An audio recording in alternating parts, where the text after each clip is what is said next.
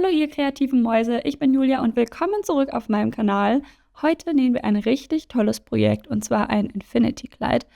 Vielleicht habt ihr schon mal von diesem Kleid gehört. Es ist super vielseitig und lässt sich auf verschiedene Arten tragen, je nachdem wie man die Träger wickelt.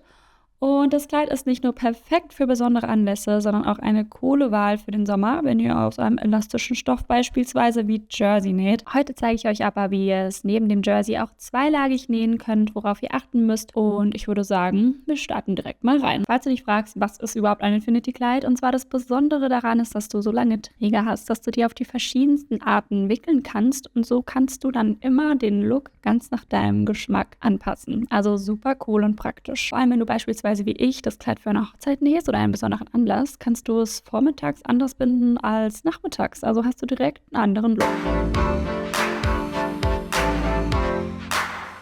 Kommen wir zur Stoffauswahl. Man kann sich hier, wie gesagt, zum einen für Jersey entscheiden. Der Vorteil ist, dass man sozusagen nur eine Stofflage benötigt, weil er ja schon elastisch ist. Ich hatte mich im Stoffladen jedoch für diesen schönen hellblauen Stoff entschieden und ich musste es daraus nähen. Der ist jedoch durchsichtig und deswegen hatte ich mich dazu noch entschieden, einen Futterstoff zu nehmen und zwar eine hautfarbene Seide, die leider nicht elastisch ist und deswegen musste ich mir überlegen, okay, wie kann ich das Ganze lösen? Ich möchte keinen Reißverschluss hinten verwenden. Und das zeige ich euch jetzt in diesem Video. Für das Projekt braucht ihr eure Stoffe, eine Schere, ein Maßband, dann einen Markierstift, passendes Garn, ein Gummiband eurer Wahl für den Bund und ganz viele Stecknadeln. Am besten ihr wählt auch noch eine passende Nähnadel, in meinem Fall eine Mikrotex für die Seide und eine Jersey-Nadel, wenn ihr mit Jersey näht. Weiter geht's mit der Schnitterstellung und dafür misst du deine Taille, Hüfte, die Brustbreite und auch die Länge aus, wie lang du das Kleid haben möchtest. Für das Infinity-Kleid müssen wir den Rockteil erstellen und wenn du Jersey-Stoff verwendest, kannst du das ganz einfach machen, indem du deine Taillenmaße nimmst und durch 2 teilst. Denk daran, dass du noch Nahtzugabe hinzufügst, damit das Kleid später gut sitzt.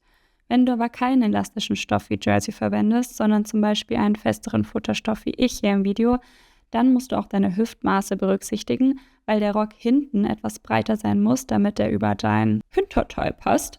Und ich zeige dir jetzt, wie das funktioniert, damit du es Schritt für Schritt nachvollziehen kannst. Ich erkläre das euch jetzt mal mit meinen Maßen. Ich habe eine Taillenweite von 69 cm. Da ich mit einem Viertel-Kreisschnitt arbeite, muss ich den Radius ein bisschen anders berechnen. Ich nehme meinen gesamten Taillenumfang von 69 cm und addiere 2 cm als Bequemlichkeitszugabe. Das ergibt 71 cm.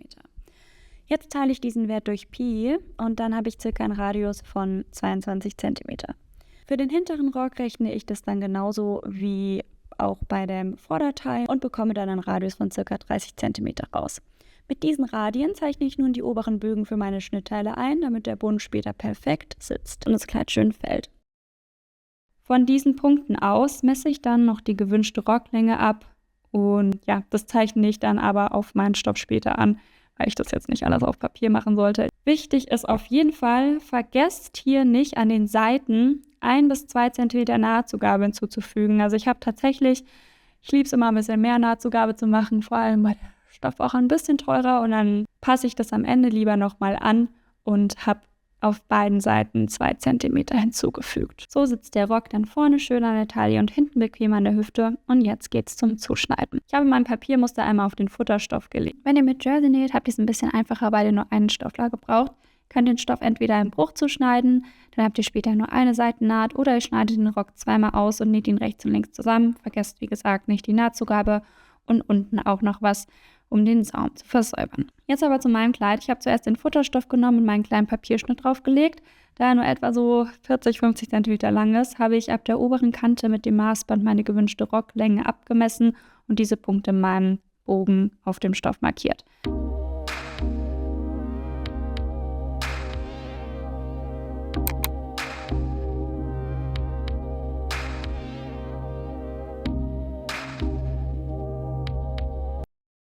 Diesen Futterstoff habe ich dann als Vorlage genommen und den Außenstoff exakt gleich zugeschnitten. Der Futterstoff kann 1-2 cm kürzer sein, damit er nicht rausschaut. Ich hatte ihn aber gleich lang gemacht und war auch kein Problem, weil ich es unten auch nochmal ein bisschen gekürzt hatte.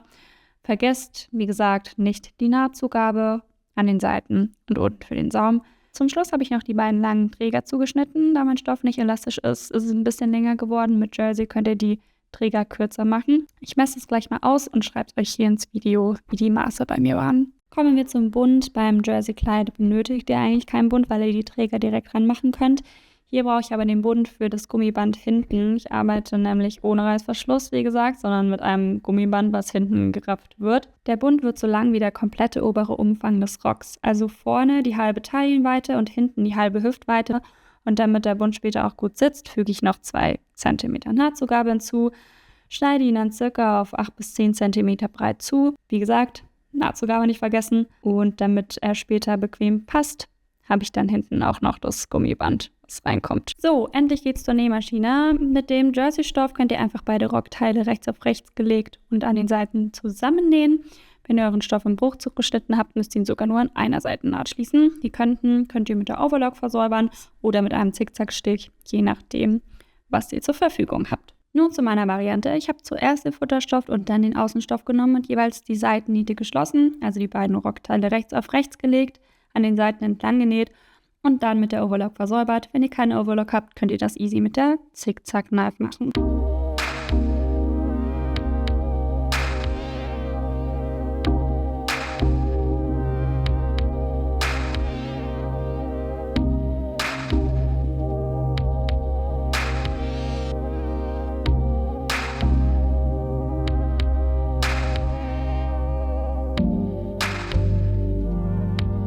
Beim Futterstoff habe ich unten einen feinen Saum genäht.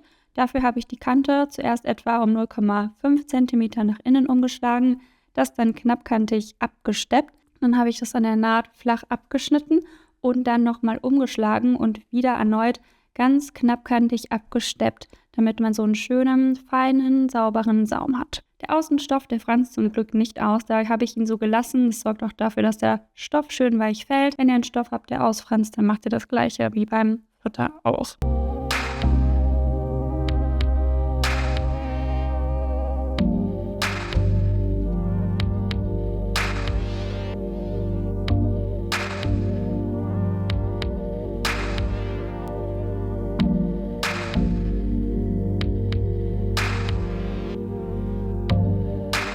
Jetzt zum Bund. Hier habe ich zuerst die beiden Stofflagen, also Futter und Außenstoff, oben zusammengefasst und mit der Overlock versäubert. Dann habe ich den Bund rechts auf rechts an den Rock genäht und von außen abgesteppt, damit sich der Bund schön flach legt.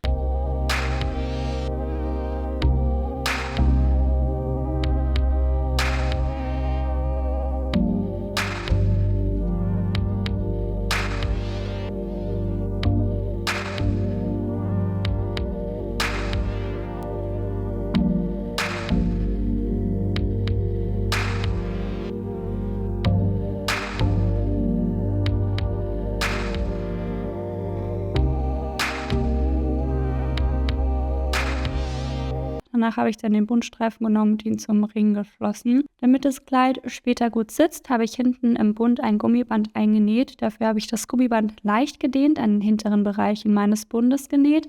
Und das sorgt dann für mehr Flexibilität und Bequemlichkeit beim Tragen und man kommt auch easy rein und raus ins Kleid. Jetzt fehlen nur noch die Träger. Die könnt ihr, wenn ihr Jersey habt, einfach eigentlich ausgeschnitten so ans Kleid nähen. Außer es franzt aus, dann könnt ihr nochmal überlegen, ob ihr das umschlägt oder doppellegt. Aber da schaut ihr einfach auf euren Stoff. Bei meiner Variante habe ich dann den Außenstoff und den Futterstoff rechts auf rechts gelegt, mit der Overlock vernäht und versäubert. Ihr könnt das auch erst zusammennähen und dann mit dem Zickzackstich vernähen. Und dann habe ich eine Seite offen gelassen, damit ich sie umdrehen kann. Nachdem es umgedreht ist, habe ich die offene Kante, die an den Bund angenäht wird, mit der Overlock versäubert und habe den Bereich an der Taille positioniert.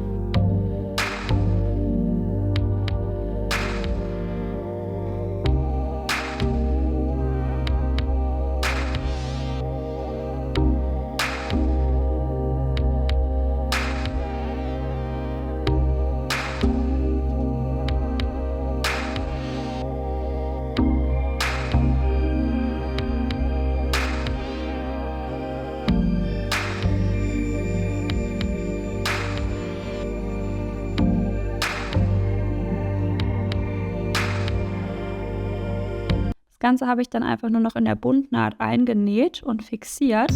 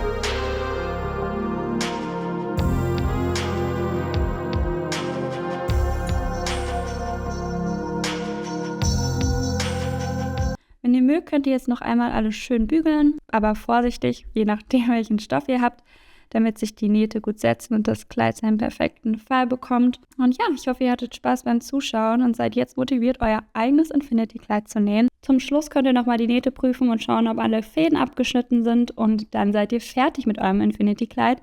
Ich liebe es einfach, wie vielseitig dieses Kleid ist. Man kann es auf so viele verschiedene Arten binden.